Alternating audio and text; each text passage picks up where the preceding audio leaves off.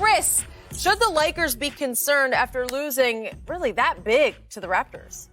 Don't tell me I need to talk Shannon down off the cliff already. Is that an issue? No, look, I'm not going to overreact to one loss. I think there was a little bit of a letdown after the big win against the Clippers, which was huge for the Lakers. It also locked up the number one seed for them. I think with LeBron, the question at 35 years old, for me at least, was would he come back rested or rusty? Because a lot of times at that age, you know, it may take you a little while to get going again after you've had a long layoff. And I think the answer is both. He's rested and he's rusty. So, but I have no doubt that by the time the games are important, certainly by the second round of the playoffs and probably the first round, he'll be back to midseason form. Anthony Davis, 14 points. That's an aberration. I know they double teamed him all night. He made the passes out of the double teams. But most nights, he's not, you don't have to worry about him having a subpar game like that. The main concern for me, though, with the Lakers is their perimeter defense or their lack thereof. Without Avery Bradley, and at least for now, without Rajon Rondo, they can't guard on the perimeter. You know, I mean, look at Dion Waiters, Alex Caruso, J.R. Smith. Which one of those guys is locking somebody down? Which one do you trust? Caruso's okay, but he's only going to play so many minutes. Obviously, you got Danny Green and Kentavious Caldwell-Pope, who would seem to be your best defenders, but they're shooting horribly right now. Danny Green's 2 for 13, and KCP is 4 for 15 in the bubble. So they're not, you got to get them off the floor because they're not making shots. So the Lakers, their perimeter defense is poor. We saw at times you saw Kyle Kuzma trying to guard Kyle Lowry. That's why Lowry went for 33 points. In these 2 games in the bubble, the Lakers have given up an average of 15 three-pointers a game. No team in the NBA has averaged 14 three-pointers allowed in the regular season, let alone 15. So that's the main concern for me, the perimeter defense. When you look at the Raptors, now they're a hard-nosed team. They play incredibly hard. They're well coached. But they have struggled against the elite teams in the league. Against Houston, Milwaukee, the Clippers, and the Celtics, the Raptors are 1-7. Against the Lakers, they're 2-0 because those three of those teams particularly have good perimeter defense. And Houston at times, when they want to, can defend. Whereas the Lakers don't have the perimeter D, and I think that's why they've struggled with the Raptors. So that's my only concern with the Lakers. I think they can overcome it, but it's not good right now. Well, that's what I told Skip. I think the thing is that right now they can't knock down shots. Now, eventually, I see everybody else making threes. I mean, Clippers couldn't miss from the 3 in the first half. The Celtics were knocking down 3. We know that dynamic duo backcourt of Portland can hit the three-point shot. We see Houston. Yeah, they took 61, but they made 21 of them. And at some point in time, the shots that they're missing, because they're shooting 11% lower from the field and they're shooting 8% lower from the three-point line. So I believe that once they get back to those levels, I'm not saying that the Lakers are the Golden State Warriors that shooting threes in that when they had that great stretch, but they're better than what they've shown in this bubble. And my biggest concern with the Lakers have always been guard the three-point line. They give up far too many easy, uncontested threes. And a lot of that, Chris, is to your point, is that it's so hard for them to stay in front of people. And so when someone comes to help, that guy just kicks it to the three-point line, and the guy's getting a wide-open three. They let Kyle Lowry, once Kyle Lowry got going, he's a little bulldog. So once he got going, he's like, I'm going to take whatever I want from moving forward. And they had no answer for him. Danny Green became unplayable because, like you said, yeah, he can give you some defense, but if he can't knock down wide-open threes, he's of no use to you. And so the 3 starters, JaVale, Caldwell-Pope, and Danny Green, had 8 points. 8 points.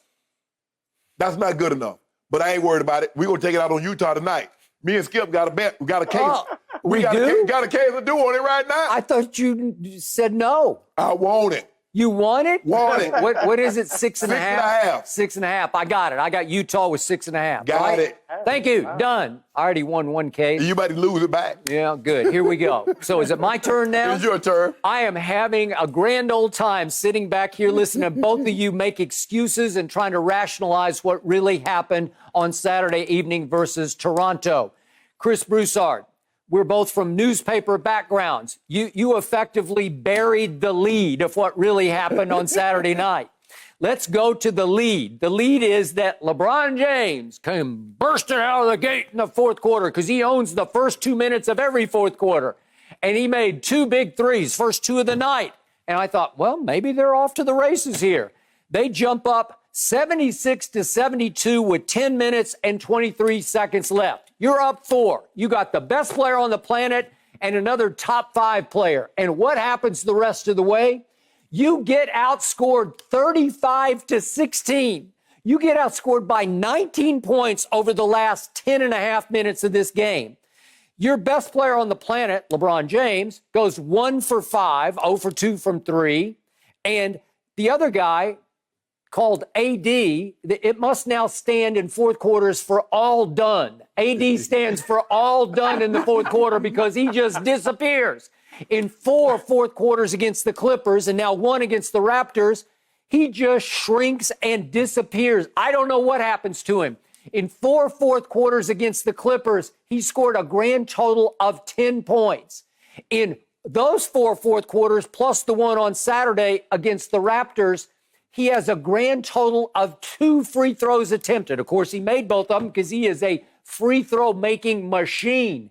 In the bubble, he has made 25 of 26 free throws.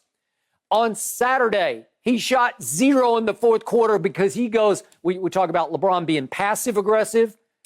I mean, AD, all done, is just not aggressive in the fourth quarter. If he even sniffs of a double team, he's just giving up the basketball. He does not want to assert himself. He does not want to try to impose his will in the fourth quarter the way he always does in the third quarter. He is Mr. Third Quarter.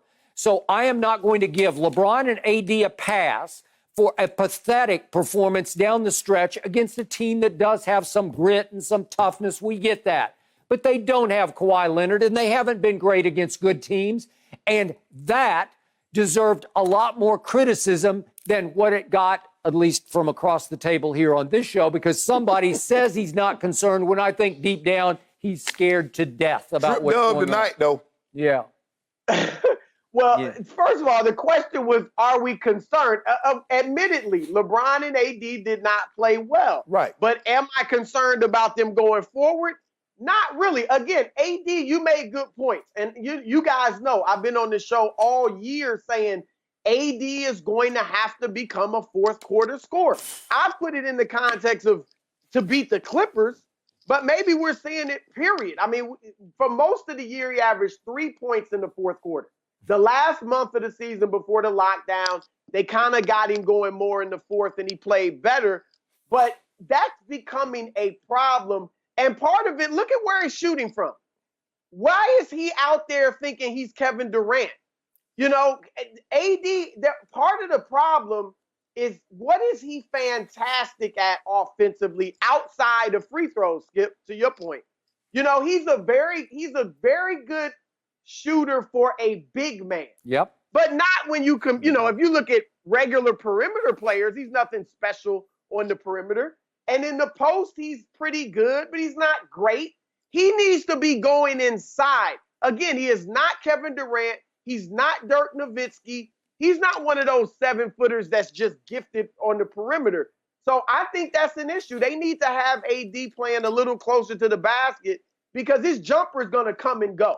It's not going to be automatic like some of the great guys I mentioned. Yeah. Chris, what he does best in his whole offensive repertoire is draw fouls. He can draw fouls. At least he does first quarter through third quarter because he parades to the free throw line. The other day, I was just in awe. It's automatic. It is a really sweet motion that he has. Great follow-through, high arc, swishes nearly every free throw. And then in the fourth quarter, he so lacks aggression that he just doesn't even get to the free throw line and do what is best in his repertoire. I think. Yeah, I think. Go ahead, Chris. Sorry, Go ahead. Go ahead. I think they made a mistake. You know, look, we look at the fourth quarter numbers. AD didn't score as much in the fourth. LeBron was one of the highest scoring fourth quarter guys in the league.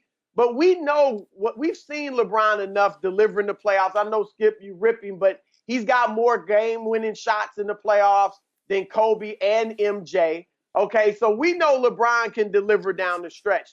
I think they should have spent the season getting AD comfortable as the go-to guy in the fourth, because there's going to come points in the playoffs, whether it's the Clippers or somebody else, where AD is going to have to be that guy. I think the thing is that we're seeing is that Vogel is playing AD the entire third quarter, and then he's resting for the first 6 minutes of the fourth quarter. So you might have to. Now I get the Clippers because he had it going. The Clippers were starting to slip away from you, but AD got it going and he kept you in the ball game. So I get riding him for the entire third quarter, but you might have to break it up. Chris, you might have to only give AD 8-9 minutes of the third quarter so you can bring he and LeBron back together again, because you kind of you like staggering those guys. If you notice, AD plays the majority of the first quarter. LeBron comes out at about the 5-minute mark. He might come back in with a minute to go, and then AD will start the bench in the second quarter. He'll start on the bench. LeBron comes back, and they come back in, and they normally finish together. But you might have to AD minutes in the third quarter. Says AD, I can only play you 8 to 9 because I'm going to need to bring you back. I'm going to need you to get going a little earlier in the fourth quarter. But I ain't worried about it. We'll take it out on Utah tonight. Utah, y'all in for it. Final point. I'm going to say it again. The closer for your Lakers is Kyle Kuzma. That's why they had him on the floor for most of the fourth quarter. They were waiting for him to start making big shots, especially three-point shots. Unfortunately, he got stuck having to guard 6'1" Kyle Lowry, and he's what's Kuzma, 6'8", and he just couldn't stay with him, and he got tormented and frustrated on defense. He starts fouling. Obviously, Lowry makes a couple of big threes. Van Vliet's making threes, and you can't suffer through it. It's like you tell me about Lou Williams. The Lakers hut Lou when he's on the floor because he is their closer, but he can't defend. So you got a problem now without Avery Bradley being able to lock down a Kyle Lowry. You are going to miss his 3 and D. Hey, Chris, you know what I hadn't heard? Since we've been back in the bubble? Oh, LeBron don't play no defense. Have you heard that from somebody else we know, Chris? LeBron doing what he do. He has been playing hellacious defense. The guys on the other team. That's the problem. He somebody else to guard. Exactly. He can't guard Siakam and OG and Kyle Lowry and Kawhi and Paul George and Lou Will. Siakam didn't have a big game. He did. Skip, are you back with the Clippers? Or I know you were talking Lakers last week.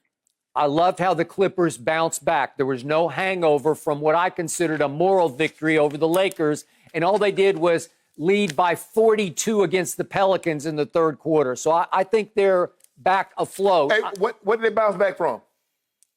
You know what I'm saying?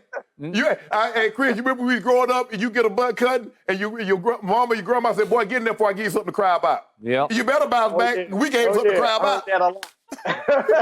We gave you something to cry about, Skip. Thank you for watching. You can subscribe here to get the latest from the show, and be sure to check out more of the best clips from Undisputed, or go watch a few other segments from our other shows on FS1.